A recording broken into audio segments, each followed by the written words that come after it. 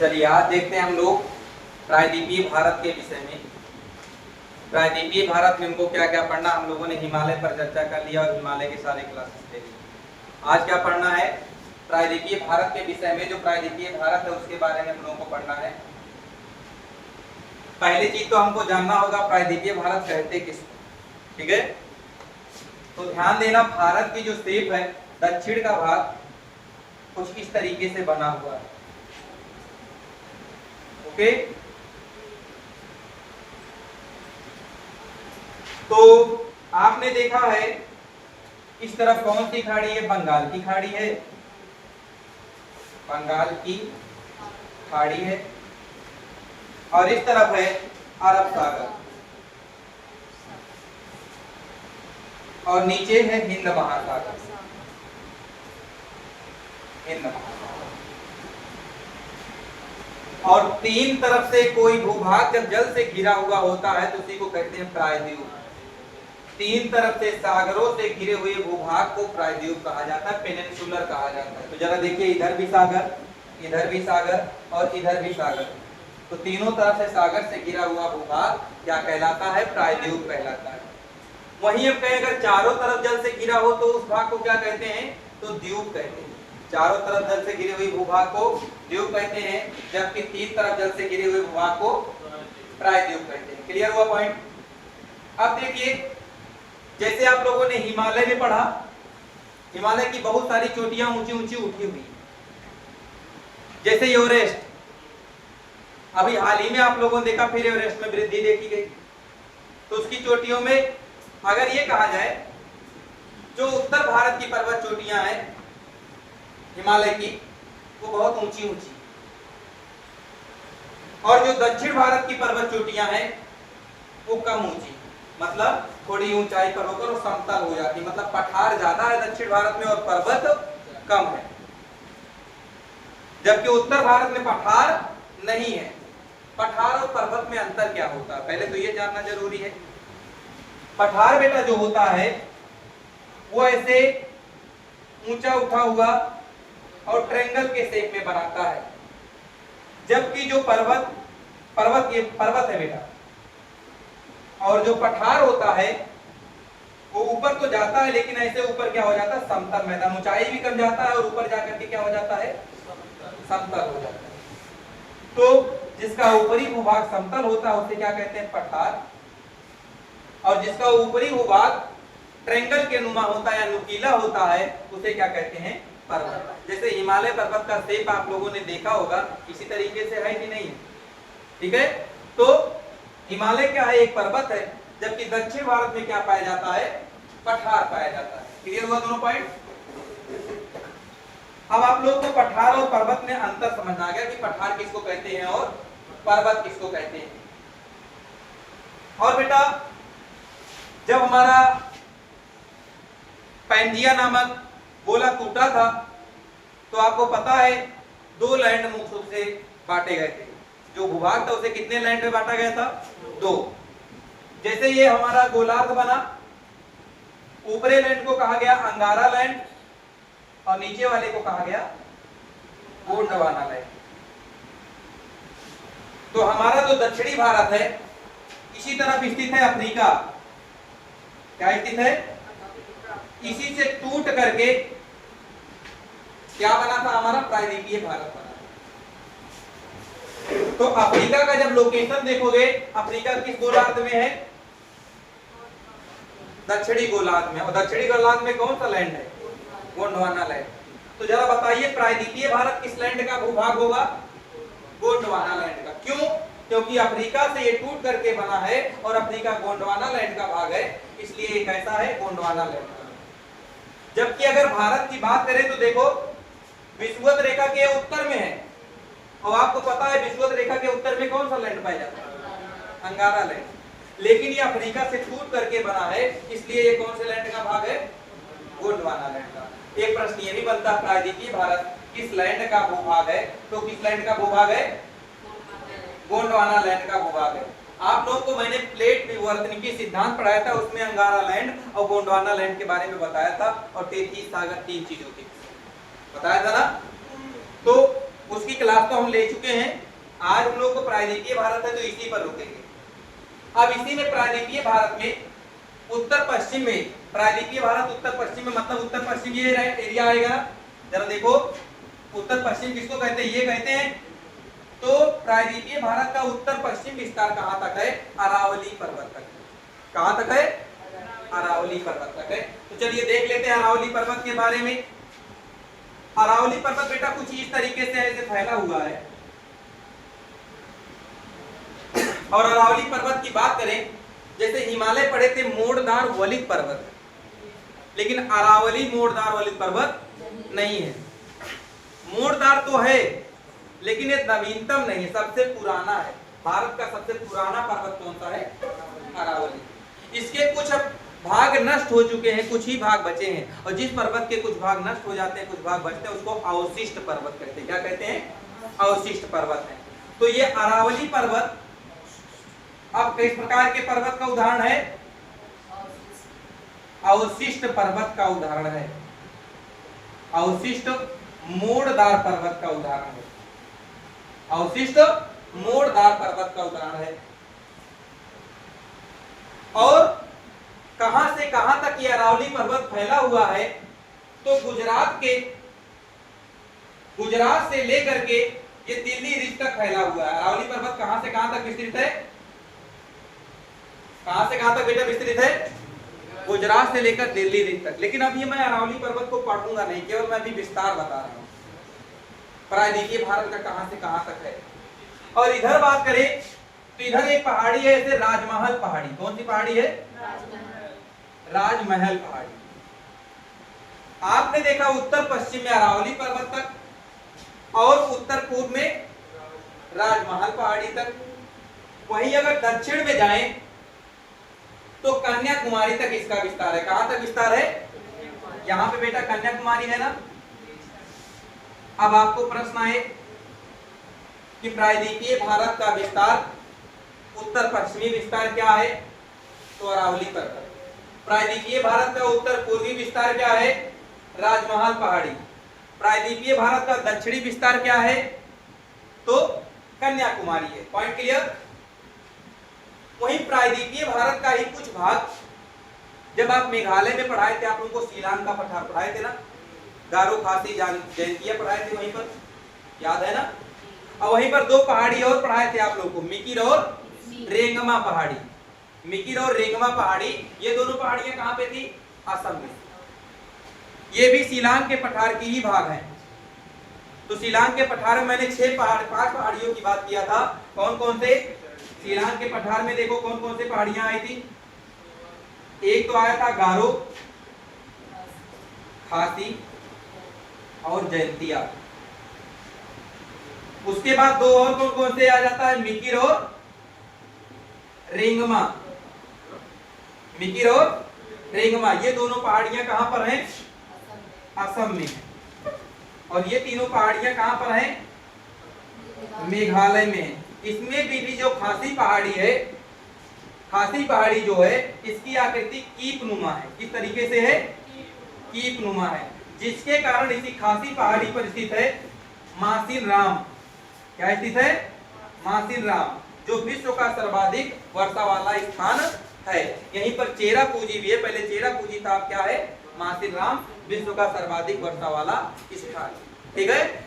सर्वाधिक वर्षा किस कारण से होता है, क्योंकि इसकी आकृति किस तरीके से है, कीम की तरीके से है, इसलिए पानी यहाँ पर ज्यादा। जैसे पानी गिरता कैसे, पानी बरसता कैसे है, जब आपको जलवायु चैप्टर पढ़ाएंगे तब उसमें बताएंगे, जब पानी कहीं पर टकराता है तब वो बूंद के रूप में टपकता है। जैसे आप लोगों ने देखा होगा प्रेशर कुकर घर में, तो उसमें देखा होगा भाप जब जाता है, प्लेट से टकराता है, तो वो बूंद के रूप में टपक जाता है। यही तो होता है ना। उसी तरीके से जब ये वाष्प जाता है, वाष्प मतलब संघनन, जो वायु में संघनन की मात्रा होती, नमी की मात्रा होती है, वो जब कहीं से टकराती है तब वो बूंद के रूप में टपक जाती है। इसी तरीके से कीप नुमा आकृति होने का यहाँ टकराती रही हवाएं, तो यहाँ पर ज्यादा टकरा जाती है हवाएं, इसलिए यहाँ पर ज्यादा वर्षा करती है। ठीक है। अब आते हैं, तो सीलांग का पठार भी किसका भाग है, प्रायद्वीपीय भारत का ही उत्तर पूर्वी विस्तार है। तो ओके सर, अभी तो आपने बताया राजमहल पहाड़ी ही है, इसी राजमहल पहाड़ी का ही आगे विस्तार मेघालय में किस नाम से जाना जाता है? शिलांग के पठार के नाम से जाना जाता है। तो अगर क्वेश्चन में रहेगा उत्तर पूर्वी विस्तार राजमहल पहाड़ी तो लगा देना, अगर ऑप्शन में रहेगा शिलांग का पठार तब क्या लगाना? शिलांग का पठार। क्लियर? क्योंकि शिलांग का पठार मेघालय में पड़ जाता है, मेघालय और दूर हो जाता है, जबकि राजमहल पहाड़ी आपको वेस्ट बंगाल के पास में ही मिल जाएगा। ठीक है, तब लगाना कौन सा? शिलांग। ओके, क्लियर हो गया ना सबको? अब देखिए, अब हम लोग ये तो समझ गए प्रायद्वीपीय भारत विस्तृत कहां से कहां तक है। जैसे पढ़ लिया हम लोगों ने अरावली पर्वत, राजमहल पहाड़ी या शिलांग पहाड़ी या कन्याकुमारी, यहीं तक हमको इतना ही प्रायद्वीपीय भारत के बारे में, इतने के बारे में पढ़ना है। अब इसमें भी अगर हम लोग बात करें, अब इसका पहले तो हम ढाल देख लें किधर से किधर को है। जैसे कोई भी चीज होती है, जैसे मैं कहूँ अपने इस हाथ को इस तरीके से कह दूं, मैं कहूंगा मेरा ढाल इधर से इधर को है। ऐसे ही इसके यहाँ पर पठार हो, पर्वत हो, कुछ भी हो, तो ढलान तो किधर भी होगा जरूर, ढलान होगा जरूर किसी न किसी तरफ। तो देखते हैं ढलान किधर है। बेटा ढलान तो इधर को है, प्रायद्वीपीय भारत का ढलान पश्चिम से पूर्व की तरफ है। किधर है? पश्चिम से पूर्व की तरफ। इतना बात समझ में आया? इसलिए प्रायद्वीपीय भारत की ज्यादातर नदियां अपना मुहाना किधर बनाती हैं? बंगाल की खाड़ी में। इधर को ढलान होगा उधर ही तो नदियां जाएंगी। तो ज्यादातर नदियां अपना मुहाना किस जगह पे बनाती हैं?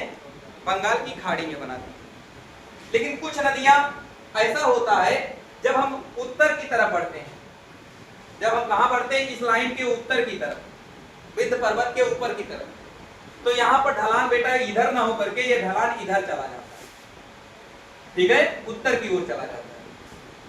इसीलिए चार हमारी नदियां हैं जो इधर ना आकर के किधर बहती हैं? उत्तर की तरफ बहती हैं, जो यमुना की सहायक नदियां।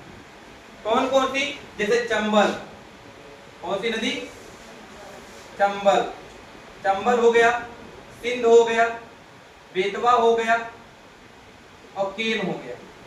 ये सब देखोगे उत्तर की तरफ बहती है नदियां और यमुना में जाकर के मिल जाती है। किसमें मिल जाती हैं? यमुना में मिल जाती है। वहीं टोन और सोन भी दो नदी यहाँ आती है, टोन और सोन नदी, ये दोनों गंगा में मिलती है बेटा। लेकिन ये भी तो दक्षिण से उत्तर की ओर बही। तो आपने एक चीज तो देख लिया, अगर कहें विंध्य पर्वत के नीचे ढलान किधर है? पश्चिम से पूर्व की तरफ, और विंध्य पर्वत के ऊपर ढलान किधर है? उत्तर की तरफ। Okay, point clear? उत्तर की तरफ ढलान होने के कारण चंबल, सिंध, बेतवा के टोन और सोन नदियां किधर बहती हैं? उत्तर की ओर प्रवाहित हो जाती हैं, जिसके कारण ये नदियां बंगाल की खाड़ी या अरब सागर में मुहाना नहीं बनाती हैं और किसी की सहायक नदी जाकर के बन जाती है। क्लियर? जब बेटा आते हैं इस एरिया में, इस एरिया में मालवा का पठार है और यहाँ पर भूकंप आदि आते रहते हैं। कैसा चित्र है? भूकंपी क्षेत्र है, भूकंप के क्षेत्र। ठीक है, ये ज्वालामुखी आ जाते रहते, और जहां पर ज्वालामुखी आएगा वहां पे लावा आदि का उद्गार होगा कि नहीं होगा? लावा निकलेगा, और लावा निकलेगा तो उसके साथ राख भी निकलेगा, राख निकलेगा। और जहां पर राख या लावा आता है वहां पर किस मिट्टी का निर्माण होता है? काली मिट्टी का निर्माण होता है। और काली मिट्टी जो होती है बेटा, उसमें जब पानी का प्रवाह होता है तो क्या होता है? वो धंस जाता है। वो एरिया कैसा होता है? इस तरीके से वो धंस जाता है एरिया। ठीक है, ये एरिया कैसा होगा बीच का? ये धंस जाएगा। तो जो धंसा हुआ भूभाग होता है इस तरीके से हो जाता है। ठीक है, अब बताओ, इधर ऊंचा, इधर उधर, इधर धंस गया, तो धंसे हुए भाग से ही तो होकर के पानी जाएगा, धंसे हुए भाग से होकर के जाएगा। तो ये धंसे हुए भूभाग से होकर के कुछ नदियां इधर को भी आ जाती हैं। ठीक है, जैसे एग्जाम्पल के तौर पर एक है नर्मदा नदी। कौन सी नदी? नर्मदा नदी। उसके नीचे है एक तापी नदी। कौन सी नदी? तो नर्मदा और तापी नदी दो तरफ पर्वत है। जैसे नर्मदा नदी की बात करें, एक तरफ विंध्य पर्वत है, ऊपर ऊपर कौन सा पर्वत है? विंध्य, और नीचे सतपुड़ा पर्वत है। विंध्य और सतपुड़ा दो पर्वत है, तो बीच में धंसा हुआ भूभाग है, भ्रंश भाग है। भ्रंश किसको कहते हैं? भ्रंश का मतलब होता है दो ऊंचे उठे हुए भूभाग के बीच में धंसे हुए भूभाग को क्या कहते हैं? भ्रंश कहते हैं। तो इधर एक पर्वत ऊंचा उठा हुआ हो गया और बीच में धंसे हुए भूभाग को क्या कहेंगे? भ्रंश कहेंगे। तो इस भ्रंश से होकर के कौन सी नदी बहती है? नर्मदा नदी। तो बिंद और सतपुड़ा के मध्य से कौन सी नदी बहती है? नर्मदा। कथन कांड का क्वेश्चन ये आएगा, ज्यादातर नदियां पश्चिम से पूर्व की ओर प्रवाहित होती हैं, लेकिन नर्मदा नदी पूर्व से पश्चिम की ओर प्रवाहित होती है। कथन हो गया। कारण में दे देगा, क्योंकि नर्मदा नदी भ्रंश घाटी से होकर के बहती है। तो कथन भी सही है, कारण भी सही है और व्याख्या भी है। ठीक है। अगर ये प्रश्न दे देता क्योंकि नर्मदा नदी बिंद और सतपुड़ा के मध्य से बहती, तब गलत हो जाता। क्योंकि आपको जब क्वेश्चन में रहेगा भ्रंश से होकर के, भ्रंश मतलब धंसे हुए भूभाग से होकर के बहती है, बिंद और सतपुड़ा थोड़े बहती है, उसके बीच में बहती है ना, धंसे हुए भूभाग से बहती है। भले ही वो धंसा हुआ भूभाग किसके मध्य हो? बिंद और सतपुड़ा के मध्य। क्लियर? आगे आते ताप्ती पर। ताप्ती का दे तो नीचे मैंने बताया था सतपुड़ा पहाड़ी ना, और सतपुड़ा के बाद यहाँ पर है सतमाला हिल्स। तो सतपुड़ा और सतमाला हिल्स के मध्य में कौन सी नदी बहती है? ताप्ती नदी। यहाँ भी धंसा हुआ भूभाग है, इसलिए इसको क्या कहते हैं? ताप्ती नदी को। ये भी भ्रंश घाटी में बहती है। पॉइंट क्लियर सबको? ठीक है।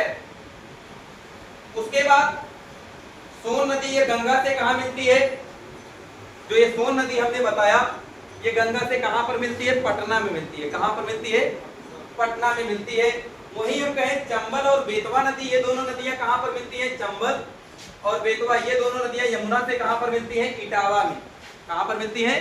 इटावा में। चंबल और बेतवा नदी इटावा में मिलती है। और सोन नदी कहां पर मिलती है? गंगा से। सोन नदी गंगा से कहां पर मिलती है? अभी मैंने जस्ट बताया कि सोन नदी गंगा से कहां पर मिलती है? पटना में मिलती है। बिहार की राजधानी पटना। बिहार की राजधानी पटना में कौन सी नदी मिलती है? सोन। और बिहार का शोक किस नदी को कहा जाता है? बिहार का शोक किस नदी को कहा जाता है?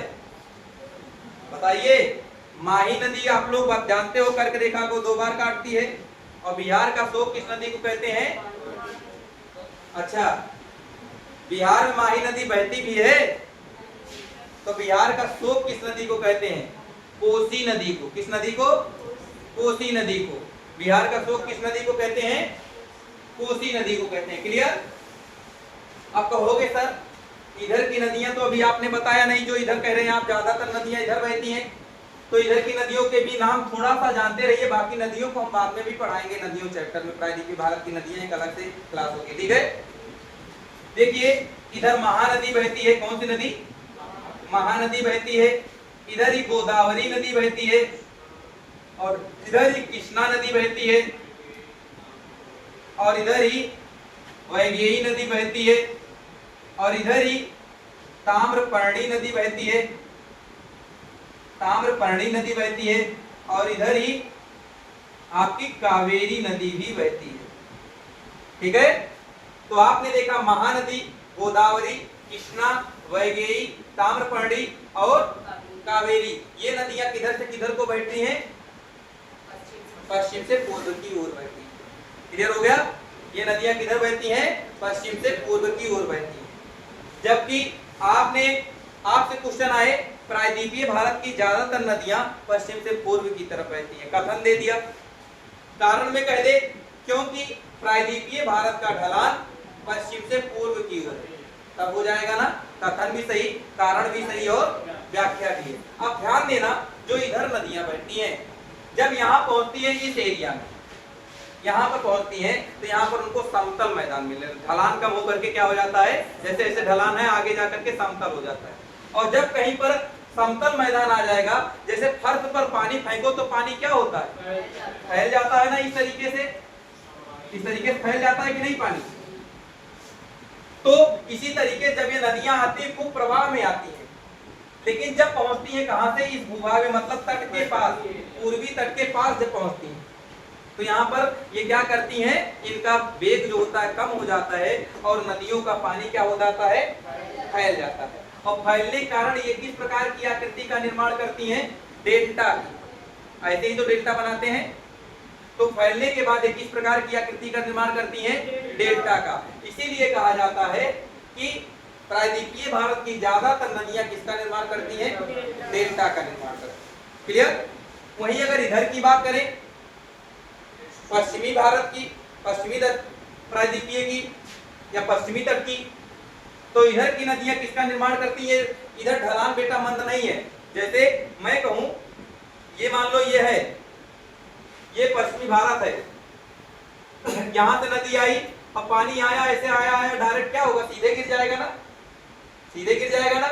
जब पानी सीधे गिरेगा तो इसका मतलब अब यहाँ पर डेल्टा नहीं बनेगा। तो कहोगे सर कुछ तो बनेगा, तो यहाँ पर क्या होता है, गड्ढे का निर्माण करती, धंसान करती है। जब सीधे गिरेगा पानी तो धंसेगा ना, और जब धंसेगा तो किसका निर्माण होता है, एस्चुरी का निर्माण होता है। किसका निर्माण होता है, एस्चुरी का निर्माण होता है। ठीक है, या ज्वार नद मुख का निर्माण होता है। तो प्रायद्वीपीय भारत की पश्चिमी तट पर मुहाना बनाने वाली नदियां एस्चुरी का निर्माण करती हैं, जबकि पूर्वी तट पर मुहाना बनाने वाली नदियां डेल्टा का निर्माण करती हैं। पॉइंट क्लियर ना, क्यों बनाती हैं डेल्टा, क्यों बनाती हैं एस्चुरी, सभी को क्लियर। ओके, अब देखिए थोड़ा सा देखते हैं पूर्वी और पश्चिमी घाट के बारे में। आपको क्लियर है कि इधर का तट क्या कहलाता है बेटा, इधर का तट ये पूर्वी घाट कहलाता है। क्या कहलाता है, पूर्वी घाट कहलाता है। और ये वाला तट क्या कहलाता है, पश्चिमी घाट कहलाता है, पश्चिमी घाट कहलाता है। तो ये पूर्वी घाट और पश्चिमी घाट ये दोनों घाट जिस जगह पे आकर के मिलती हैं वहां पर एक गांठ का निर्माण होता है। मान लो इधर से आकर के ये, इधर से आकर के ये दोनों मिली तो यहाँ किस चीज का निर्माण होगा, एक गांठ का निर्माण होगा। और जिस गांठ का निर्माण होता है उसे कहते हैं नीलगिरी की गांठ। क्या कहते हैं, नीलगिरी की गांठ। पॉइंट क्लियर, नीलगिरी की गांठ कहते हैं उसको। और अब ये गांठ है बेटा, पर्वत नहीं है, ये गांठ हो गया। इधर से आई नदी, इधर से एक घाटी, इधर से एक घाट आया, इधर से एक घाट आया, मतलब एक पठार या पर्वत इधर से, एक पर्वत इधर से, दोनों मिलके यहाँ पर जकड़ दी। अब ये किसका निर्माण कर दिया, गांठ बन गया ना। तो किस गांठ का निर्माण करते हैं दोनों मिलके, नीलगिरी के गांठ का निर्माण करते हैं। ठीक है, और इस नीलगिरी की गांठ की सबसे ऊंची चोटी कौन सी है, तब कौन सा है, दोदा बेटा। कौन सा है, दोदा बेटा। नीलगिरी की सबसे ऊंची चोटी क्या है, दोदा बेटा, दोदा बेटा। वहीं कहें सबसे दक्षिण में कौन सा पर्वत है, सबसे दक्षिण में कौन सा है, नीलगिरी के भी दक्षिण में पर्वत मिलते हैं, तो उसका नाम है इलायची पहाड़ी। क्या नाम है, इलायची पहाड़ी, या इसी को कहते हैं कार्डमम हिल्स। क्या कहते हैं, कार्डमम हिल्स। इतना पॉइंट क्लियर, कार्डमम हिल्स। यहीं पर बेटा अन्नामलाई भी मिलता है और अनाईमुडी भी मिलता है। ठीक है, तो अन्नामलाई की सबसे ऊंची चोटी क्या है, अनाईमुडी है। ठीक है, इस प्रकार से प्रायद्वीपीय भारत के बारे में ये चीज समझ में आया। अब आप लोगों को अरावली पर्वत के बारे में पढ़ना है। आपको ये मैं समझा दिया कि नदी किधर से किधर को बहती है, कब एस्चुरी का निर्माण करती है, कब डेल्टा का निर्माण करती है, और कौन सा पर्वत कहाँ पर पाया जाता है प्रायद्वीपीय भारत में। समझ गए ना, यहाँ पर विंध्य पाया जाता है, इसके नीचे सतपुड़ा पर्वत पाया जाता है, इसके नीचे सतमाला हिल्स पाया जाता है। क्लियर हुआ सबको। सबसे पहले पर्वत की बात करते हैं हम लोग, इसकी अरावली पर्वत। तो बेटा इस चीज को हम मिटा दें और फिर आप लोगों को अरावली पर्वत पढ़ाते हैं।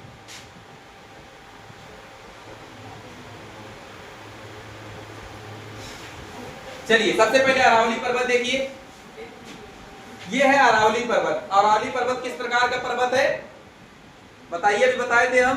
अरावली पर्वत किस प्रकार का पर्वत है, मूढ़दार अवशिष्ट पर्वत, मूढ़दार अवशिष्ट पर्वत है। इसकी सारी विशेषताएं हैं बेटा, क्वेश्चन कुछ भी पूछा जा सकता है। ये विस्तृत कहां से कहां तक है, तो गुजरात के पालनपुर से लेकर, गुजरात के कहां से, पालनपुर से लेकर और दिल्ली के दिल्ली रिज तक ये विस्तृत है। दिल्ली रिज तक विस्तृत है। कहां तक विस्तृत है? दिल्ली रिज तक विस्तृत है। उसके बाद इसकी अगर कहें लंबाई कितनी है तो 800 किलोमीटर है। कितनी लंबाई है? 800 किलोमीटर है। और अरावली की सबसे ऊंची चोटी कौन सा है? ये बेटा दिल्ली रिज जहां पर है यहीं पर है मजनू टीला नाम। क्या है? दिल्ली रिज के पास में दिल्ली में कौन सा नाम है? मजनू टीला। मजनू टीला, मजनू टीला तक है। दिल्ली रिज के मजनू टीला तक ये विस्तृत है। कितनी लंबाई है इसकी? 800 किलोमीटर है। सर्वाधिक लंबाई इसका किस स्टेट में है अगर प्रश्न आएगा तो राजस्थान में। यहां से लेकर यहां तक क्या है? केवल राजस्थान। ठीक है, अरावली पर्वत की सर्वाधिक लंबाई किस स्टेट में पड़ता है तो राजस्थान में पड़ता है। और आपको बताएं इसकी सबसे ऊंची चोटी कौन सी है? गुरु शिखर। अरावली पर्वत की सबसे ऊंची चोटी कौन सी है बेटा? गुरु शिखर है। गुरु शिखर है। 1722 मीटर है इसकी। 1722 मीटर है इसकी ऊंचाई। और ये कहां पर है? ये कहां पर है? गुरु शिखर राजस्थान के माउंट आबू में है। कहां पर है? राजस्थान के माउंट आबू में पड़ता है जगह। ओके, गुरु शिखर कहां पर है? राजस्थान के माउंट आबू में पड़ता है। और आप लोग जानते हो इस माउंट आबू में दिलवाड़ा का जैन मंदिर है। दिलवाड़ा का जैन मंदिर है। इतना पॉइंट क्लियर सबको? तो अरावली की सबसे ऊंची चोटी क्या है? गुरु शिखर है। ठीक है, एक है बनास नदी। बनास नदी ये अरावली पर्वत को ऐसे कट करती है। आएगा अरावली पर्वत के बीच से बहने वाली नदी कौन सी है? बनास नदी। पश्चिम से पूर्व की ओर बहती है। कौन सी नदी है बेटा? बनास नदी। और ये बनास नदी ये किसी की सहायक नदी। किसकी सहायक नदी है? आगे जाके ये चंबल नदी में मिल जाती है। किस नदी मिल जाती है? चंबल नदी मिल जाती है। तो आएगा प्रश्न अरावली पर्वत को काटने वाली नदी कौन सी है? तो अरावली पर्वत को कट करने वाली नदी कौन सी है? बनास नदी है। और ये किसकी सहायक नदी है? चंबल। जो हम आपको 4 नदियां बताए थे, चंबल, सिंध, बेतवा, केन, उन्हीं में से एक नदी है चंबल। और चंबल की सहायक नदी कौन सा है? बनास। क्लियर? अगला है मालवा का पठार। अगला पठार कौन सा है? तो अरावली पर्वत तो समझ में आ गया क्या है। अब पढ़ना हम लोगों को मालवा के पठार के विषय में। चलिए देखते हैं मालवा के पठार के बारे में। हाँ बेटा, चंबल की सहायक नदी। इस एरिया में देखो अरावली पर्वत से लेकर इधर है अरावली पर्वत और इधर है विंध्य पर्वत। अरावली और विंध्य पर्वत के मध्य में कौन सा पठार है? मालवा का पठार। और यहीं से चंबल, सिंध, बेतवा, केन ये सब नदियां निकलती हैं। ठीक है, चंबल, सिंध नदी या बेतवा नदी कहां से निकलती हैं? मालवा के पठार से। और यहाँ की मिट्टी किस प्रकार की अभी आप लोग बताए थे हम? काली मिट्टी। तो मालवा का पठार किस मिट्टी से निर्मित है? काली मिट्टी से निर्मित है। ठीक है, मालवा का पठार किस मिट्टी से निर्मित है? काली मिट्टी से निर्मित है। उसके बाद यहाँ पर अवनालिका अपर्दन होता है। अवनालिका अपर्दन कहते किसको है? अवनालिका अपर्दन मतलब जिधर से पानी जाए। अच्छा, काली मिट्टी का एक उदाहरण आप लोग अपने भाषा में समझिए। आप लोगों ने राख देखा होगा, देखा है ना? और राख में अगर पानी डालोगे तो पानी क्या कर देता है? उसको धंसा देता है। उसको धंस जाता है ना, जैसे पानी डालोगे तो वही नाली जैसा बन जाता है कि नहीं धंसने के बाद? तो वही क्रिया यहाँ पर भी होती है, मालवा के पठार में भी। जब यहाँ पर पानी आता है तो काली मिट्टी के होने के कारण काली मिट्टी क्या होती है? धंस जाती है। और वो किस प्रकार का अपर्दन कहलाता है? अवनालिका अपर्दन। मतलब नाली के रूप में मिट्टी कटते हुए धीरे धीरे चली जाती है। तो आएगा प्रश्न मालवा के पठार में कौन से अपर्दन द्वारा पठार निर्मित है? अवनालिका अपर्दन के द्वारा इसका निर्माण हुआ है। क्लियर हुआ ना सभी को? तो आज हम लोगों ने अरावली पर्वत के बारे में पढ़ लिया। आज हम लोगों ने पढ़ लिया मालवा के पठार के बारे में और नदियों के बारे में थोड़ा सा पढ़ लिया। तो आज के लिए बस इतना ही, बाकी क्लास कल भी रहेगी।